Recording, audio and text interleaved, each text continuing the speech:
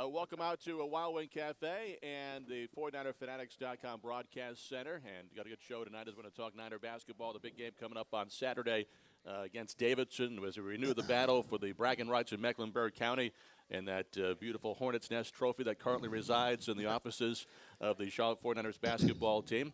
We'll be taking questions from the audience. If you would like to ask a question to Coach, we'll take your phone calls as well at 704-358-8768, 704-358-8768. Want to thank the folks at 49erfanatics.com for, of course, sponsoring the show and also the email segment this year. We'll take some email questions as well for Coach Major. And if you'd like to send a question for our next show, which is next Thursday, just send it to 49erfanatics.com, the email segment. It's at yahoo.com, so 49er Show. The address is Major 49er Show, Major 49er Show at yahoo.com. Well, Coach, Charlie, good to see you guys again. Coming off a good win, Coach, against Winthrop, and I'm sure it's been a busy week. Yeah, it has. It has. Kind of got the local area rivalries going on, and it was good to get a win the other night. And the biggest thing we just trying to reinforce to the guys is that you practice your way into playing well, and it was good to. I think you and I may have even spoken about it. Coming back from East Carolina, we had that 3 or 4 days there. We were able to get back and just kind of nip away at some things, and still, we're nowhere near where we want to be, but it was good just to have a kind of almost like a 2-day training camp mentality there that last Friday and Saturday, and then we kind of shifted towards Winthrop on Sunday and Monday. So. Once again, the Niner Nation was phenomenal the other night.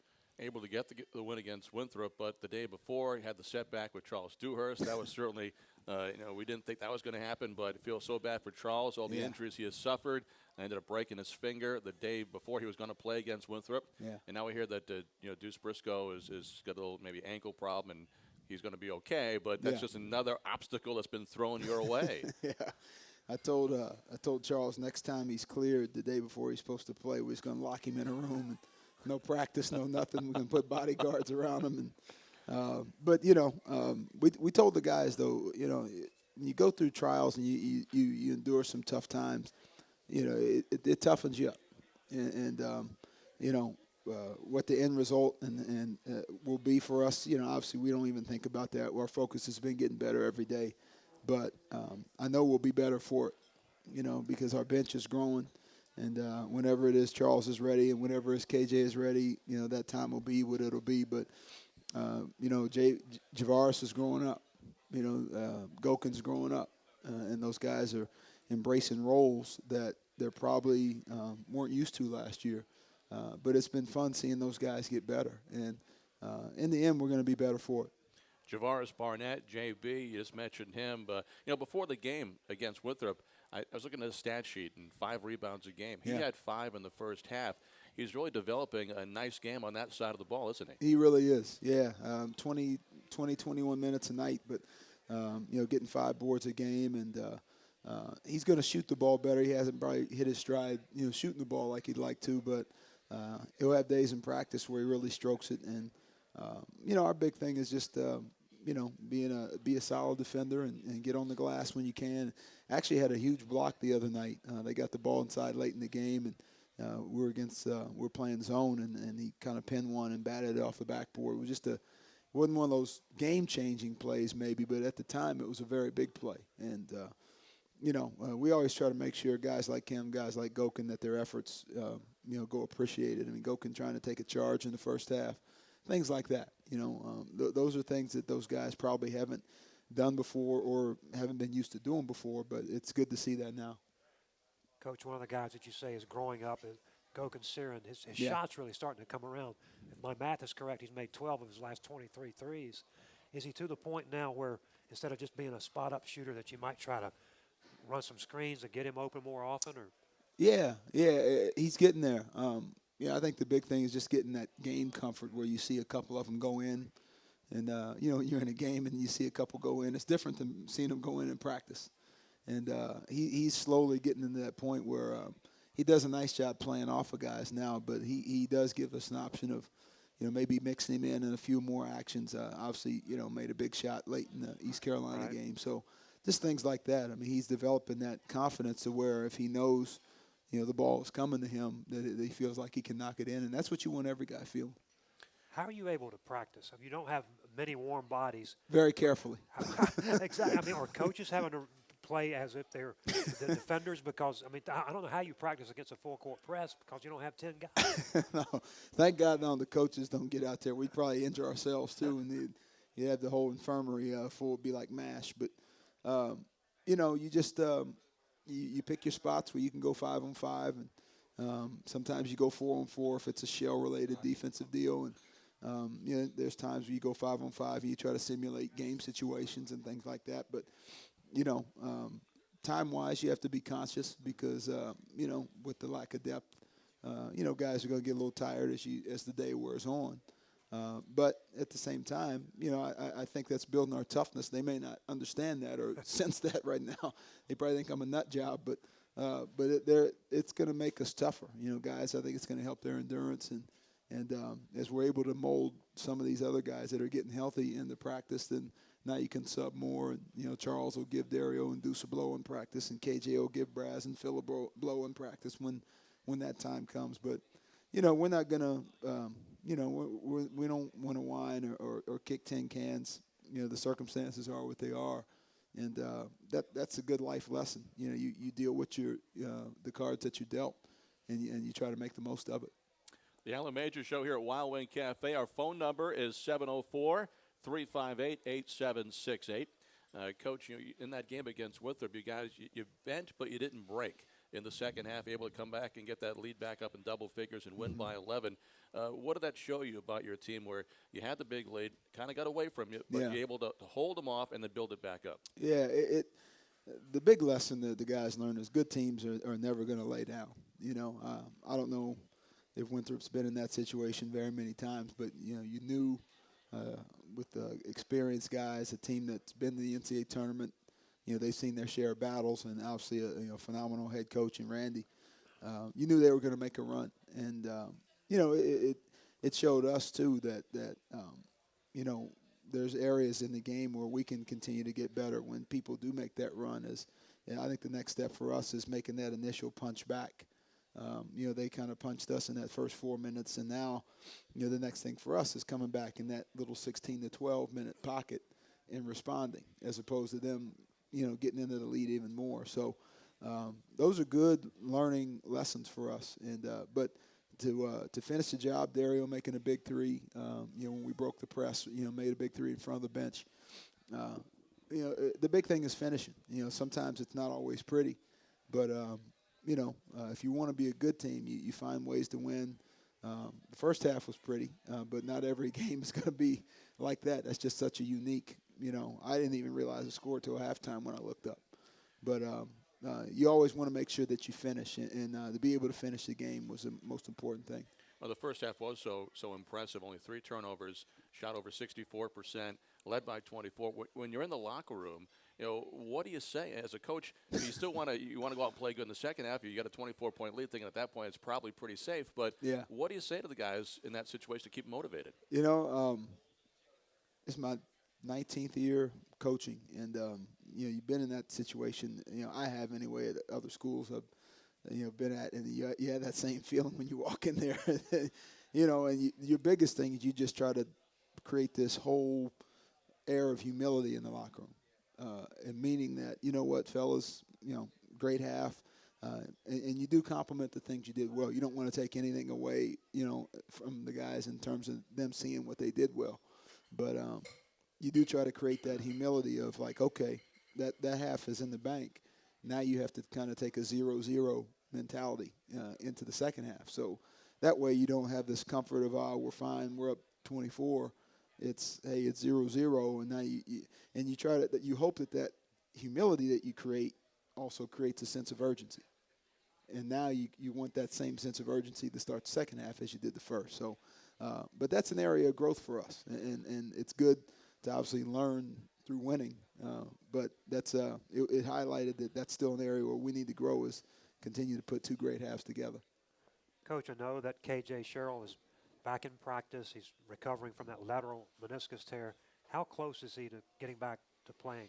I really don't know, to be honest, Charlie. I mean, he's not doing any contact at all right now. He's able to jump into some 5-on-0 and some different things like that, and he'll run up and down the sideline and just try to test his knee. And we've told the training people, and obviously, as we mentioned before, told KJ's family, not going to rush it, going to make sure it's right. So as far as the time frame, I'm really not sure. I think you really don't. Me personally, I try not to get excited or until you start seeing a guy in contact, right. Drills and where you can, it's blocking out and there's banging going on. That's when you start to say, okay, maybe he's ready to kind of get back, which that's where Charles was. Charles was going full blast and was in contact drills. But hopefully KJ will be there soon. Our phone number again is 704-358-8768, the Alan Major Show here at Wild Wing Cafe. We're going to extend this week the email question segment, kind of spread it over the first and second segments. Again, brought to us by 49erfanatics.com. You can send your emails each week to major49ershow@yahoo.com. And, Coach, the first question comes from Ross Smith this week, and it's about Gokin Sirin. And when you touched on Gokin for a moment, he said Gokin's played so much better the last couple of games. What changes can you attribute to this recent success? I think some of it is just the opportunity. The situation we've been in with numbers has helped him. But to his credit, he's embraced the opportunity too. I mean, he's getting extra time in with coaches and learning his role, learning the offense, learning the spots he's supposed to be in, and whether it's before practice or after practice, shooting extra. He's come in and watched film. To me, it's all credit to Gokin because he's embraced the responsibility, and a lot of times when that increased role comes, sometimes guys may shy away from it if they're not used to it, but he's jumped in with both feet, and that's a credit to him. So he's playing well because he's taken ownership over his increased role. How much do you attribute maybe the growth he's had this year, especially as of late, to maybe just being more comfortable here, knows the language better, he can communicate better? We talked to him last week on the show, and he said at some points last year he just didn't even know what was being talked about on the floor. Yeah. And to answer that, and then also to maybe take to more of your past and work with players, did you work with guys that maybe had those kind of issues coming in from other countries and were tough to kind of get through initially, but once they learned more of the culture, it made it easier? Yeah, that's a great point. And I'm sure he dealt with some of that last year. You have that initial language barrier and just a complete different setting that you're used to growing up. So I would definitely attribute, it's a big difference between year one and year two, for anybody, especially with a foreign kid. And we're seeing it with Luka already, which is another great example. I mean, he's going on, 6 months roughly being here. And so, a year from now, Luka's going to have a whole different feeling as well. But I think some of that is definitely Gokin's, just his own development. It's hard to really speed that up.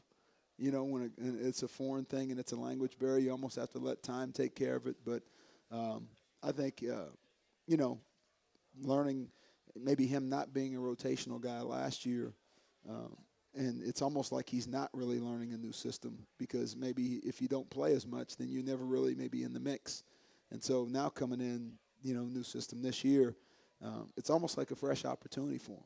So maybe this is a reverse way of thinking this, but being a shooter, being a guy that was a scorer coming in and getting kind of his confidence going on the offensive side as of late, do you think that maybe has helped the other part of his game on defense where he's now getting more comfortable what he knows his role is supposed to be, and now he is more maybe open to more hard work on defense and in the weight room and things like that? That's a phenomenal point. And let's not forget, we were all like this as kids. You always get more excited on defense when you see the ball go in.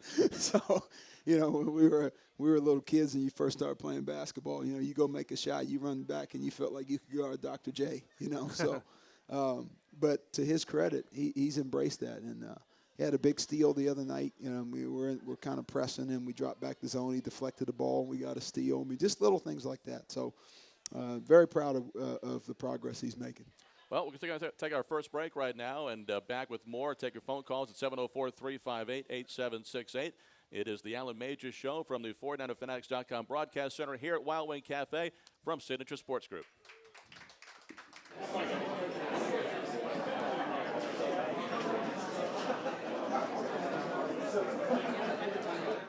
Welcome back to the Alan Major Show here at Wild Wing Cafe with Charlie Frederick and Coach Alan Major. I'm Matt Sweat. Glad to have you along. Our phone number is 704-358-8768. That's 704-358-8768. Niners coming off the win against Winthrop this week, and they got the big game for bragging rights in Mecklenburg County coming up on Saturday at Belk Arena in Davidson against the Wildcats. First time we'll play them in a couple of years. And, Coach, we'll talk a lot more about Davidson a little bit later on, but just one quick thought. We hadn't played them in a while, and I think a lot of folks nationally that year that we last played them forgot that we were the team that had beat them last before they lost to Kansas in the Elite Eight. It was a great game. Curry and Lemar Goldwire going head-to-head. It was like they were playing a horse in the second half. One of the most enjoyable games I'd seen at Halton. Yeah, I've heard about that. I think we got 3 guys now on the roster that were probably a part of that last go-around. I think it may have been maybe Charles, Anwan, and Phil, right. If I'm not mistaken, since then. So those guys, they kind of have a taste of what the game's about, and we're going to use them to kind of spread our message as coaches of those rivalry games are always a little different. They're more physical, and obviously Davidson's outstanding team, are well coached. And don't let the age fool you. I know you look at their lineup and they got some freshmen and sophomores playing, but when your system's been in place for 22 years, what happens is your young guys don't maybe have the growth jumps that they need to make as much because you have the benefit of older guys kind of teaching you the way and showing you a way. And everything you're doing, is so crystal clear because your system's been in place that long. There's continuity there. It's almost like a Gonzaga. They have that kind of a feel. When you don't have coaching turnover a lot, then you're just able to have, that same message. Butler's been through it some in their own way. Even though they've hired from within, the same message has kind of been Butler basketball over the years. Yep. Xavier's kind of had that in their own way, hiring from within. So, don't let the young guys for Davidson fool you. And it'll be a great game, and we're excited. And you're right on one thing. It will be a physical game. It always is when these two teams get together. And it's always been an entertaining game for the fans, and hopefully will be another one this weekend. Again, we'll talk more about that later on, but going back to the game this week against Winthrop, the Bojangles Bowtime kind of changing point moment in that game. Yeah. In the second half, we kind of both agreed during the timeout here that it was that 3 that Dario made late in the second half after Winthrop had made that big run. Yeah, it was I think 5-6 point game at the time, and we had broken the press and done a nice job. We'd had a couple issues with the press, and guys did a nice job adjusting. We made a couple of adjustments in the timeout, and I think JB had gotten it up the floor, swung at the Deuce, and Deuce zipped the ball to Dario in front of a bench. It was just a great play. It was in rhythm. It was simple basketball. And, Dario was in rhythm and knocked it in. So, those types of plays, they kind of put your feet back under you a little bit and gave us the cushion that we needed to do to have to finish it off. Each week, Time Warner Cables sponsors the Stat Sheet Stuffer, and this week it's Phil Jones. 10 points, 8 boards, 2 dunks. One I saw on the internet where he came up underneath and did an up and under dunk, which was really sweet. He's really playing well. He is. Very proud of what Phil has been doing recently. He's been rebounding the ball really well. I think the thing that maybe fans don't see and that as a coach you appreciate is, his day-to-day, leadership and his voice with his teammates. And, he's been through a lot here. And I know he wants to finish his senior year as strong as he can, and we want him to give us as much as he's capable of giving. The more he can shoulder, the more we'll throw on him. So, he's had a nice string of, I want to say, 6 or 8 plus rebound games here over the last few games, and he's been able to make some timely shots, and he's been doing the high-low stuff well with his big guy buddy. So, just proud of what he's been doing. You want your seniors to do that, and it's kind of like we use that phrase, you want your A students to get A's, and when you're an older guy and you've been through it, you want to have that consistency from your older players. Well, the consistency is so important. As a coach, when you go into a game, if you're going to get 10 and 8, say, out of Phil, right? Going in, that's a start, and you go and try and build from there. But if you don't know what you're going to get, and there's too many pieces where you don't know what you're going to get, it must make it awfully difficult to game plan. Yeah. To this point, it's been who's going to be on the roster. At times we wonder, but no, we're settling in. we just the thing that we've been happy with as coaches is guys have brought the right mindset to be coached. And I think when you do that, you're able to absorb and you're able to learn. And we always try to, show film after a game and almost like a cleanup or give those games closure. I apologize for being almost late tonight, but that's what we were doing.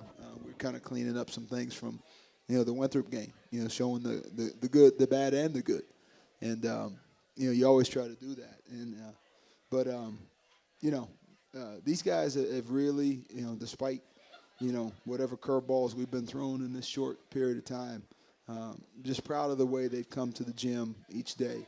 And they brought the right spirit to try to get better. And that's what you want guys to do. I saw a quote from you after the game the other night along these lines, which said, in effect, I'm not quoting you exactly, but these guys are going to be rewarded at some point for all they've been through and the way they handled it. Yeah. What were we exactly talking about? I have no idea. But you know something good's going to happen. Something, that life works like that. Right. I'm a firm believer. And the game, the game of basketball honors guys who fight through, who keep the right spirit about themselves, and who treat every day as an opportunity to improve, that try to work together and get better. I just got a firm belief that, the basketball gods at some point they look out for you. And what that reward or what that means, I'm not sure. It may just mean that we become everything we're capable of becoming. Maybe that's it. But I don't know. It's so hard to tell what that means. But you just know that if we keep the mindset that we have going, it pays off because when you work to get better each day, you're going to get better. And this is such a marathon this season. It's 26-mile deal, and we're probably in mile 6 or 7 right now.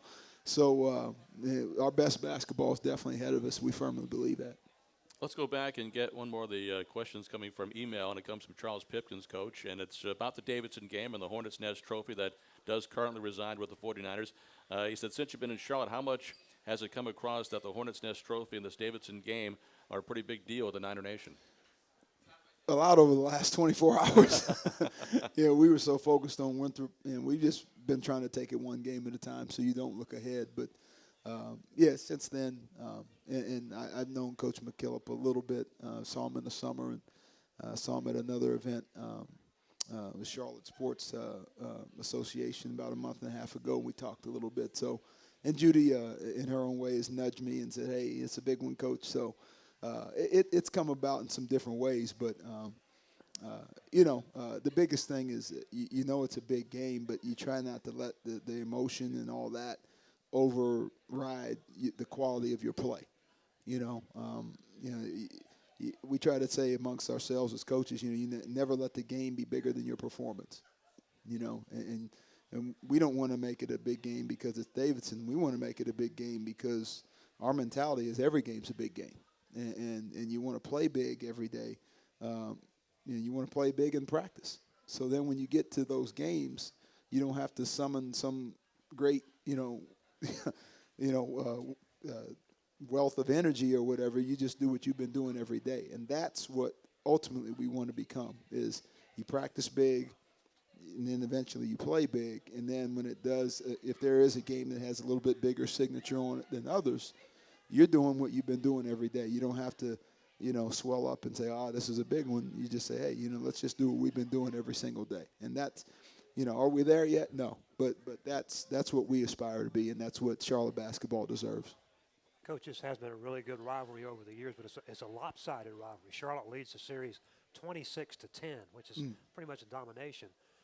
Have you ever been – I'll just like a little dig. Are you trying to put some bulletin board material out there for hint there, right? No, I said that, not Coach Major. I said it.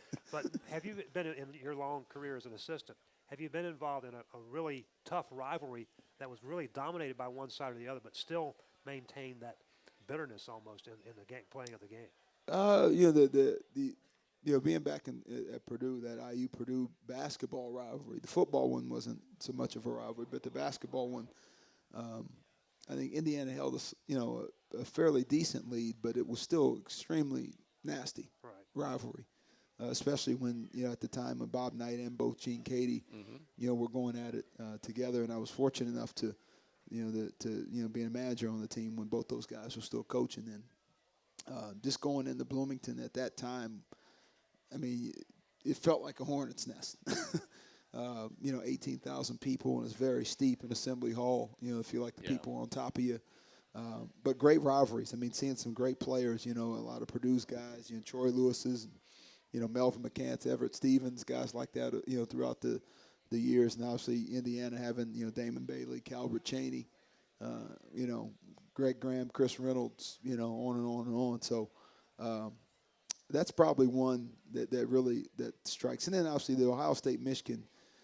Actually, the Ohio State-Indiana basketball rivalry is a big rivalry. It's not football's more the rivalry, with Ohio State-Michigan, but the Ohio State-Indiana basketball rivalry is a much bigger one than people. And probably had a lot to do with Bob Knight, too. Absolutely, yeah, his alma mater and that whole thing. So, but yeah, those rivalry things can be fun. Coach, I mentioned that Charlotte does have a 26-10 edge, but that doesn't mean anything to you. When you walk into Belk Arena Saturday night, I mean, you're not – that history's gone. You're playing that one game. That one game, Most of your players have not played Davidson before, so for all they know, it's pretty much even. Yeah, exactly. Yeah, and in our mind, it's a clean slate, with us being here, and we obviously want to start off, on a high note. That I'll be ducking tomatoes. I'm sure they'll be chucking things at the bench, left and right. But no, I think that's the biggest thing. It's a big game, but you want to make sure that your performance is bigger than the game itself. I'm guessing your days at Xavier, that Xavier-Cincinnati game in the Garden was pretty interesting as well.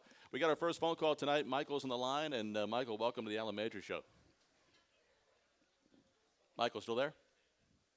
Nope, he's not there. All right, if you want to call back in, please do. Phone number 704-358-8768, 704-358-8768. Coach, another question coming again from Charles, talking about playing against the press this season. And with only 2 scholarship guards available, we think you'll see a lot more of it. Do you think that they're going to try and just kind of wear out Deuce and Dario? If that's in a team scheme, sometimes teams that maybe don't have that in their scheme, it's tough for them in a one-game prep to really be something they're not.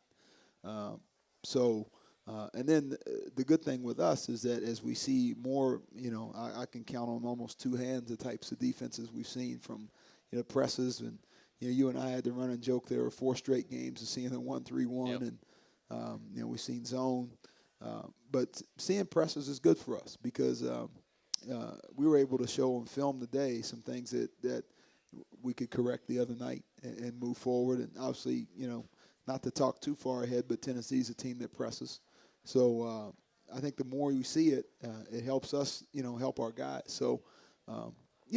As we see it, I'm sure teams may try to do that, but we got great confidence in those 2 guys that they're going to be able to take care of the ball as time progresses. And the more you see it, the more you get used to it as well.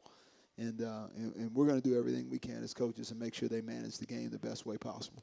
What's the biggest key to being successful while breaking a press? Is it that initial pass or being in the right spot? What's one of the biggest keys? Yeah, I think it's 3 phases. Number one is obviously getting the ball in bounds, and those 2 guys up front getting open. And then the second part is you got to have an initial push or some form of an initial attack to get the ball at one side of the floor and make the press shift. And then the third part is you got to have your outlets, whether it's guys in the middle or guys on the sideline. So now when you do reverse the ball, as the ball comes back, you got this guy, I know where he's going to be, I know where he's going to be. So kind of 3 things. It's getting it in bounds, having that initial push up one side or the other, and knowing where your outlets are. And if you handle those 3 things, and I'd say the 4th thing would probably be pace, because you don't want to operate at the same speed as the press. You want the bodies and the ball to move faster than the press.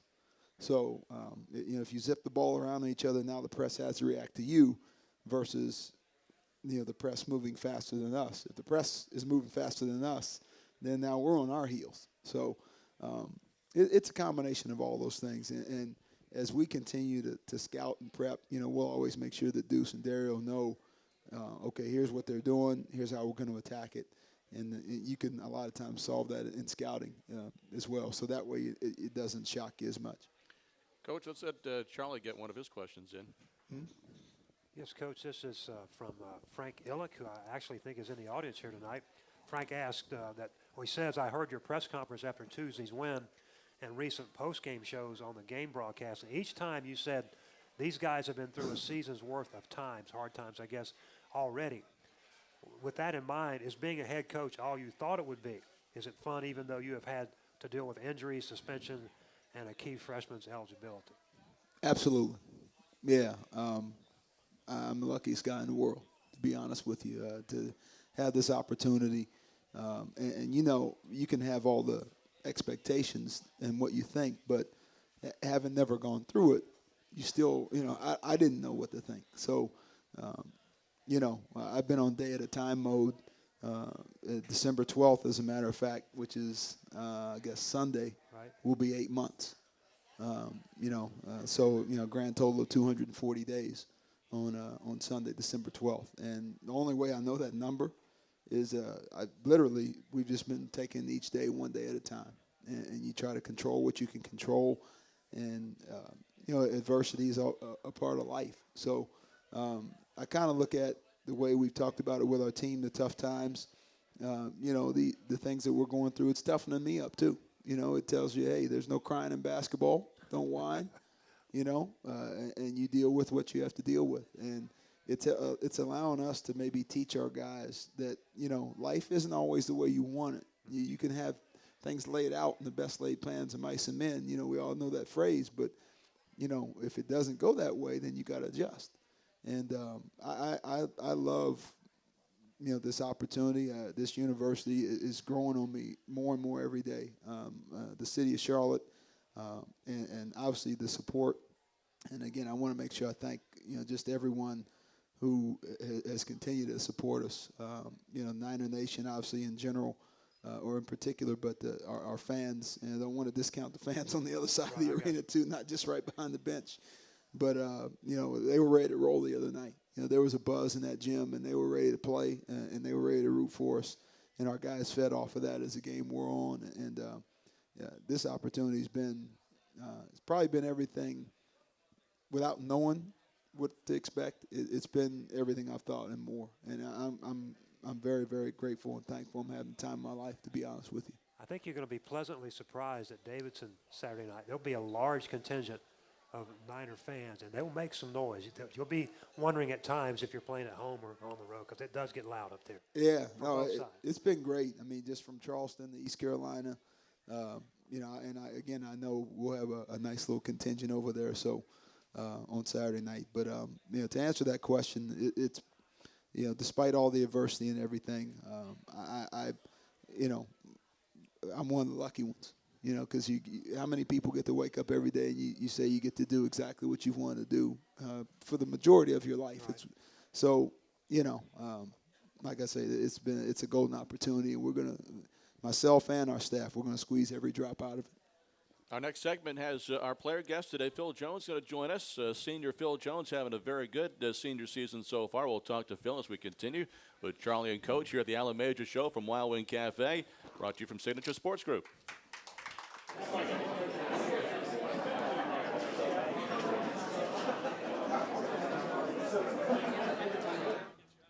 Welcome back to the 49erfanatics.com broadcast booth here at Wild Wing Cafe. The Allen Major Show continues with Charlie Frederick and Coach Major. I'm Matt Swarad, and want to welcome in tonight's player guest, Phil Jones, brought to us by Ortho Carolina.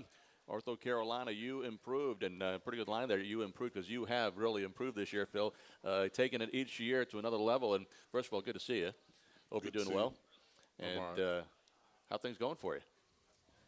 I'm alive, man. That's it. That's all I can ask for. A little bit more than that, I would hope. Yeah, I mean, I got exams coming up, so that's what I've been really working on, that in basketball. This is your senior season, last full load of exams, I guess, huh? Yep. Feels good. Anything overly tough? Nah. Nope. Well, the basketball court has been a pretty good place for you lately. Talk about your play this year, the work you put in between your junior season, the summer, now your senior season. I saw you right before the season started. You talked about, you know, a sense of urgency now for you and the other seniors, knowing that this is your last go-around and you want to make it something special. Yeah, man, we had me, Shamari, and Anwan had several meetings over the summer and even at the beginning before the season even started about just playing hard every possession, not taking plays off, so we won't have a collapse like we had last year. What do you think's been some of the difference in your play lately? It seems like there's not just yourself, but a lot of guys on the team have renewed enthusiasm in the last few weeks. I think it's just like game experience. The more they're out on the floor, they get used to certain situations, so when they go out on the floor again, it's not new to them. And I think it's showing in Gokin's play and Javaris's play as well. Coach Major being a guy that certainly had some success with big guys at other stops. What's it been like for you working with him and the things that you've learned so far with this new staff? Just got to keep working every day. Even when you don't want to work, got to work. That's all I try to do. It's paying off. Phil, I know that as a freshman, you and Anwan both played against Davidson in that game that Lemire Goldwire had 34 and Steph Curry had 32. Really great ball game. What was it like being in that game? I know you only played 7 minutes. I looked it up. You scored 4 points and 3 rebounds. It's not bad in 7 minutes.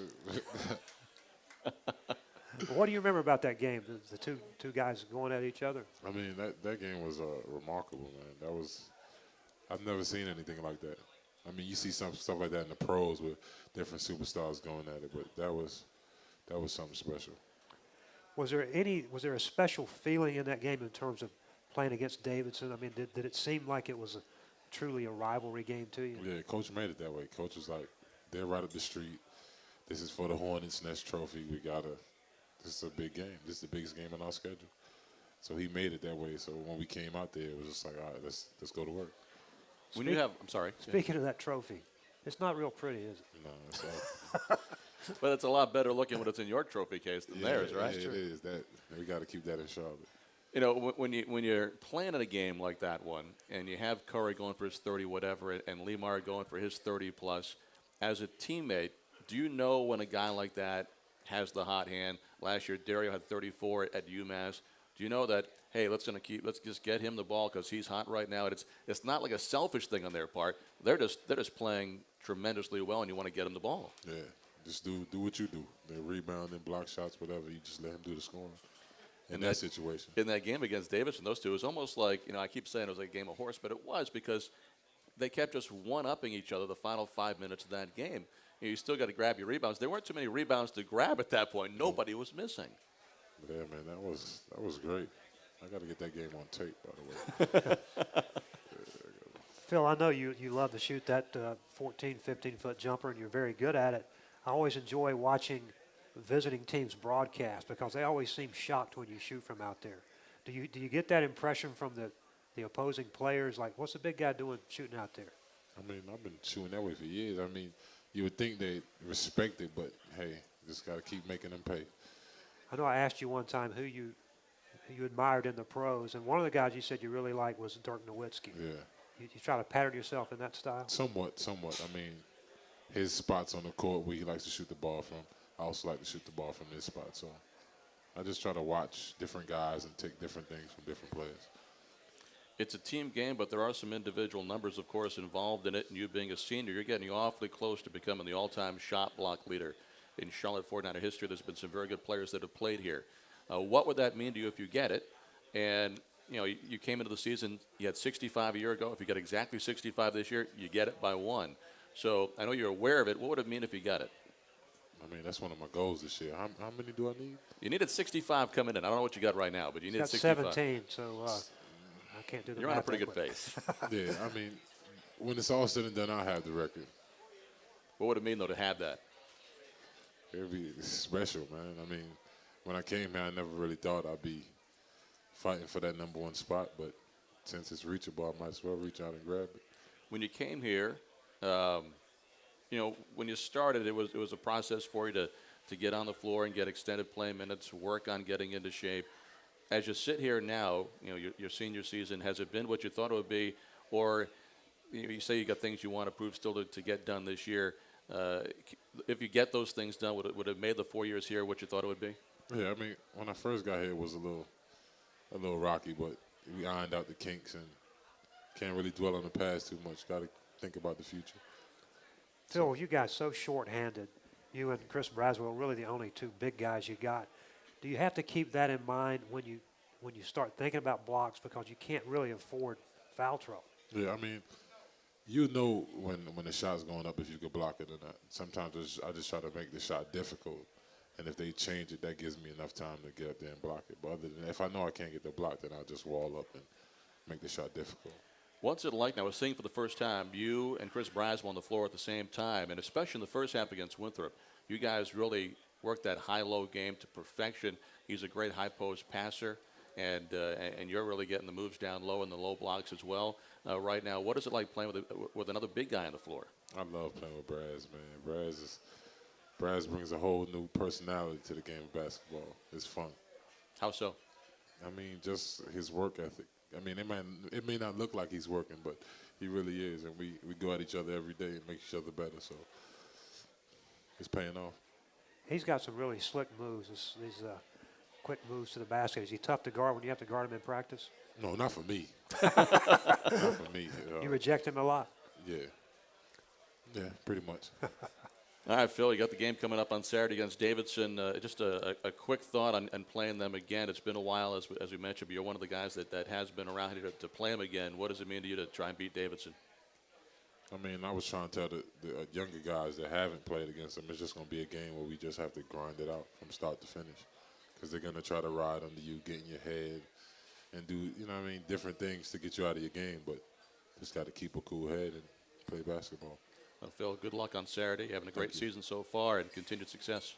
Thank you. Phil Jones, Niners senior, has been our guest here at the Allen Major Show, Wild Wing Cafe, brought to us by Ortho Carolina tonight. We'll take a break, come back with more, take your phone calls with Coach Major. The phone number 704-358-8768 from the 49erfanatics.com broadcast center. We're back in a moment.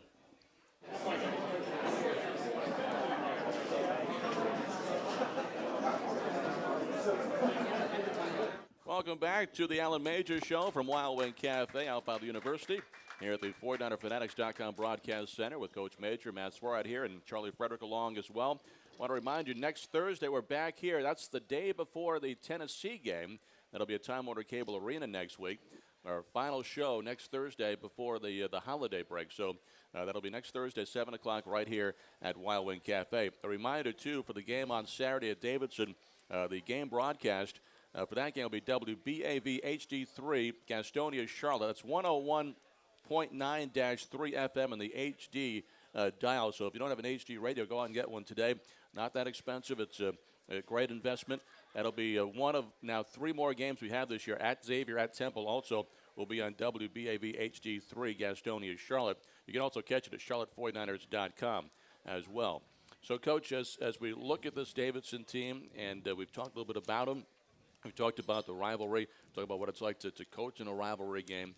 But for you, you got to really simplify things, because even though it is big for our fans, it's still an early game for you on the schedule against a team where, unfortunately, I think a lot of folks think that Charlotte's supposed to beat Davidson all the time. But we've seen over the years, Davidson's a pretty good basketball team, and you guys got your hands full. Yeah, oh yeah. I mean, and we know that every game for us, you hope not every game, but when you have games against good teams, if you want to beat a good team, you're going to have to duke it out. It's very hard to get to run out against good teams and just get separation and get away from them. So, and they're well coached. They remind me in some ways of Wisconsin in the Big Ten in terms of their style of play. They're physical. They like to chuck you and bump you.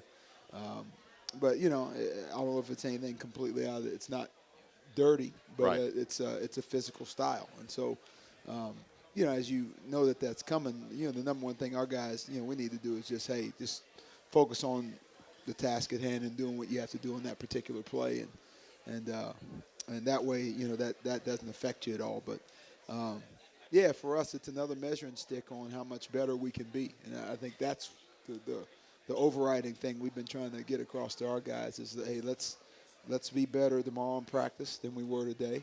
And now that'll translate over time to playing better and putting together that full 40-minute effort. I think that's the one thing we've been preaching to the guys is trying to get, that 2 halves. Not that it's perfect, but where you have that 2 complete halves in terms of your effort and your execution. One thing I've noticed over the years with Coach McKillop's teams at Davidson, you can always say they're very fundamentally sound. Yeah. They very rarely beat themselves. Right. And the last time that we did lose at their place, one thing that I noticed was we just kind of lost our patience, and the game kind of got away from us. I guess when you play a team like that's fundamentally sound, patience and just trying to do things the way you say you want to do your way Right. is key. You can't kind of play into what they want to do. Right. And that's what you call system toughness. And everybody equates patience to offense, and that's true. Making sure you get the shots you want, that you don't get sped up and you don't get rushed and get out of character. But there's also defensive patience, too. And defensive patience is, the clock's at 30, 35 seconds, and then it gets to 20, not breaking down. Then it gets to 15, and you're still solid. Then it gets to 10, and you're not gambling or diving or doing anything out of whack. You're just being sound. It gets to 5 seconds. You're not reaching. You're not fouling. You're not. So there's defensive patience as well as offensive patience. And so usually the team that can have both those things at a high level has the best chance, because you don't put yourself in those situations where you may turn the ball over, or you may gamble where a guy gets a backdoor layup or things like that. And and it's playing within your character, not also individually, but also as a team. Coach, they're a pretty deep team. Is there anybody in particular on their squad that you think will give you cause for concern? The Coleman kid is versatile because he can play. He's a ball handler. He can shoot the ball. He's strung together some nice games. McKillop's probably the best shooter. And anytime you have a coach's son, Right. those guys are on remote control in terms of what to do. Not only does he get it in practice every day, but he goes home at night and or stops by. He probably doesn't live at home, but he's probably on campus. But he's hearing it, from his dad constantly. The Droney kid's just kind of a tough kid. He's scrappy. He can make shots. Their inside guys, they have a nice little rotation. The Cohen kid is solid. Mann, I believe, is a transfer from Iowa State. Right. So they kind of string together. They have a nice balance. They got a mix of some shooters and some guys that are inside. That can score around the rim. But their biggest strength is that they know how to play off each other. They understand their system. And again, 22 years. Coach has been there. I mean, obviously his system's in place, and they're well coached, and that's called having a program. I think that's the highest compliment that you can give is when a guy's been somewhere for a long time and had the success he's had. That's a program. I've seen them play many, many times over the years, and generally they do not press a lot. They're not terribly athletic usually. Not saying they're not good ball players. They're just not Right. real speedy. Do you think they might change that for you guys since you're so short-handed? It's possible. You never know. I mean, you always prepare for everything that you might see, and we have a chunk of film on them, and we're going to dissect that and see every possible angle that they could. And it gets back to that thing again. If that's maybe not who you are, sometimes in a one-game deal, you may not be able to do that to the level that you'd like, as opposed to a team that they do that every single day. So, but we don't put anything past anybody anymore. And we'll prepare the best we can and make sure we're ready for whatever. Well, one of the keys for the Niners recently has been, limiting turnovers. Yeah. And, Charlie just talked about a little bit of the press, but how about 3 keys to the game for you guys on Saturday? The big thing is just poise and calm, because, when you're in a hostile environment like that, the single biggest thing that can happen is you can let maybe emotion or maybe a home team goes on an 8-0 run, and, the crowd's involved and all those things. Good teams find a way to just kind of keep playing through those things and get to the next play and deal with the task at hand. And so not letting the poise or not letting the emotion in the heated environment affect anything. It's calm, it's poise, it's, hey, get to the next play the play you're in, and then get to the next play. Obviously offensively, doing things on our terms, not letting them speed us up or not letting any of the physical play or things like that affect what we do. Knowing exactly every time we come down the floor what we're trying to do and execute that to the highest level. And then defensively, just being sound, being patient, because, they're very disciplined on the offensive side of the ball, and they have an ability to test you. They'll test you with screening. They'll test you with drives. They'll test you with post-ups. They'll test you with their shooting. So us just being hooked up, and we kind of like to have 5 guys joined at the hip is kind of the snapshot. When we're good on defense, that's what we are. And for us, we have to maintain that for a 40-minute stretch. Your focus, of course, is on Davidson right now, but as we've had a little bit of a break in terms of getting you guys more practice time, not so many games coming at you, now you're up against exams. After this game on Saturday, you got the exam break. Different opponent. And you got Tennessee coming up next after that. So, right. So how do you work your exam week? You know, you try to give the kids as much room as you can. Obviously, you got to practice, but their number one priority coming into next week is doing a great job on final exams. We'll find a way to get workouts in and get our court time, but that's Sunday, Monday, Tuesday. That's the brunt of the week. And as you get into Tuesday, Wednesday, guys will either start to finish up, or maybe you only have 1 or 2 guys that have things left. But you got to obviously mix in a day off in there too, so they can just kind of completely focus on what they're doing. But we'll find the right balance, and we're putting our schedule together right now, and that way all the cobwebs can be out before we go play Tennessee. Coach, as always, thank you. Enjoyed it. All right. Thank you, Matt. Thanks, Charlie. Yes, sir. Thanks for coming out tonight, folks. Thanks for listening as well on WBCN this evening. Don't forget our broadcast on Saturday against Davidson is on 101.3.9-3 FM HD. That's WBAV HD3 Gastonia, Charlotte. But you can also hear it online at charlotte49ers.com. The Allen Major Show has been brought to you in part by Madison, the home of college basketball. College basketball in Madison. This game is true beer at Wild Wing Cafe at the university for all the Niner viewing parties this season. So for Charlie Frederick, Coach Allen Major, I'm Matt Sword. I want to thank Travis Hancock and Daryl McCray as well from WBCN. Thanks so much for listening. We will see you next Thursday right back here, and, of course, this Saturday at Davidson. So long, everybody.